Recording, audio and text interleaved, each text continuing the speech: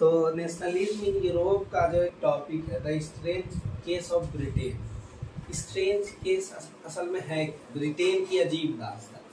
इसका अर्थ क्या है? हम लोग देखते थे कि जितना भी उस समय में नेशनलिज्म होता था, राष्ट्रवादी जो विचारधारा प्रकट होती थी, तो सब देश जो है अलग हो जाता था कि जो देश के अंदर वो रहता था। जैसे हम लोग देख रहे थे कि 1831 में बेल्जियम अलग हो चुका था यूनाइटेड किंगडम ऑफ नीदरलैंड से। आपका पोलैंड को ऐसे तो दे दिया गया था रसिया से। ग्रीक अलग हो चुका था किससे? ऑटोमन साम्राज्य से। तो जहाँ जहाँ क्रांति होती थी वहाँ क्या हो जाता था कि छोटे छोटे देश अलग हो जाते थे किसी प्रकार। लेकिन ब्रिटेन में कुछ वैसा नहीं।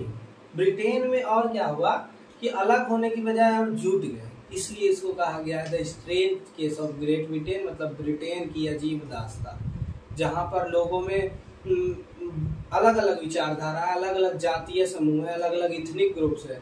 तो वहाँ हम देख रहे थे कि अभी तक सारी कंट्रियां क्या होती जा रही थी? अलग होती जा रही थी। लेकिन यहाँ उसके विपरीत हुआ, अपोजिट हुआ। इसलिए हम लोग कहते हैं कि strange case of Great Britain. तो सबसे पहली बात है इसका इथनिक कंपोजिशन क्या था, मतलब जातीय समूह। पहली बात तो इंग्लिश, अंग्रेज रहते थे, ठीक, इंग्लैंड में। वेल्स, ये वेल्स है आपका, ठीक है, ये अभी आगे बताएंगे। ये सब देश है, इंग्लैंड है, वेल्स है, स्कॉटलैंड है, ये आयरलैंड है। क्रिकेट अगर देखते होगे तो बीच में हल्ला हुआ था कि आपका अंबती रायडू आयरलैंड की तरफ से खेलेगा, आयरलैंड। और ये नॉर्थर्न आयरलैंड है, ठीक, नॉर्थ वाला, ऊपर वाला, उत्तरी भाग। और स्कॉटिश है, स्कॉटलैंड के लोग को स्कॉटिश कहते हैं, जैसे इंग्लैंड के लोग को इंग्लिश कहते हैं, ठीक है।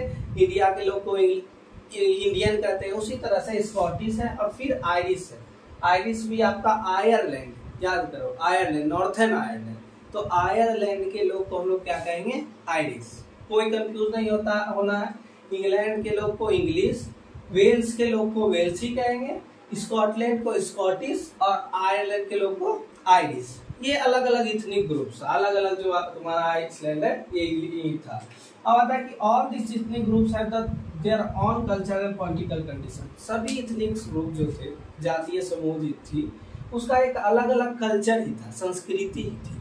और क्या था कि अलग अलग पॉलिटिकल कंडीशन था। कहीं राज, ऐसे ज्यादातर अक्सर देखा जाता है कि राजतंत्र था, लेकिन पॉलिटिकल कंडीशन सब जगह क्या था? अलग था।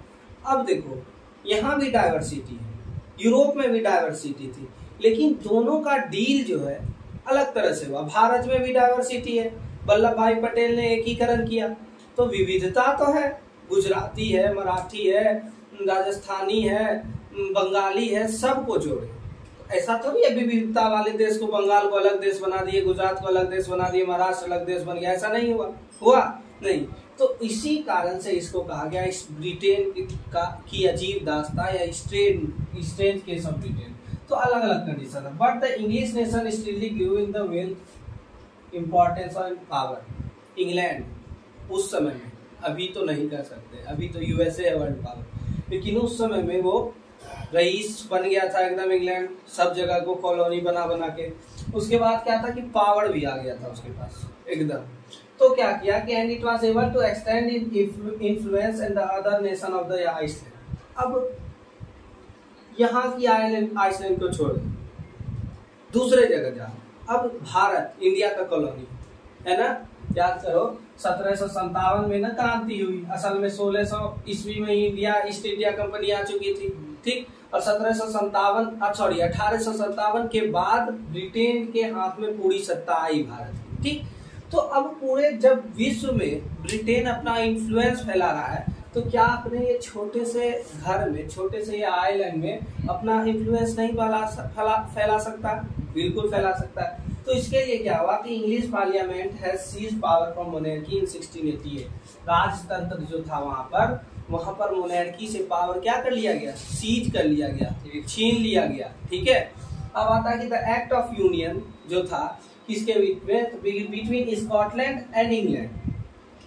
ये आपका स्कॉटलैंड है, ये आपका इंग्लैंड है, ये दोनों के बीच में एक एक्ट ऑफ यूनियन हुआ, जिसके तहत फॉर्मेशन हुआ United Kingdom of Great Britain का। और फिर है later Ireland has merged to Great Britain. और कुछ दिन के बाद क्या हुआ? आयरलैंड भी आपका ग्रेट ब्रिटेन के अंदर, यूके के अंदर आ गया। बस यही आपका सार है। अगर पूछा जाए कि इंग्लैंड के लोगों ने कैसे डाइवर्सिटी को कंट्रोल किया या वहाँ की कैसे पॉलिटिकल कंडीशन या कॉन्स्टिट्यूशनल कंडीशन जो हुई चेंज हुई, तो बस यही कहना है कि सभी देश उस समय में एक छोटे छोटे कंट्री से अलग हो रहे थे जहाँ राष्ट्रवाद हो रहा था, लेकिन यहाँ पर ठीक विपरीत था। ये और देश को तोड़ने की वजह क्या कर दी, अपना इन्फ्लुएंस बढ़ाकर जोड़ दिए और मोनार्की के हाथ से पावर क्या कर ली गई, सीज कर ली गई। और 1707 में act of union between Scotland और इंग्लैंड के बीच में हुआ, जिसके तहत याद कर लो 1707 में great United Kingdom of Great Britain का फॉर्मेशन हुआ और बाद में जाके ये नॉर्थर्न आयरलैंड आपका बना है यूनाइटेड किंगडम। ठीक है, ये 4 देश से मिलकर बना है, इंग्लैंड, वेल्स, स्कॉटलैंड और नॉर्थर्न आयरलैंड। आयरलैंड नहीं, नॉर्थर्न आयरलैंड। तो आज के लिए इस टॉपिक के लिए इतना ही।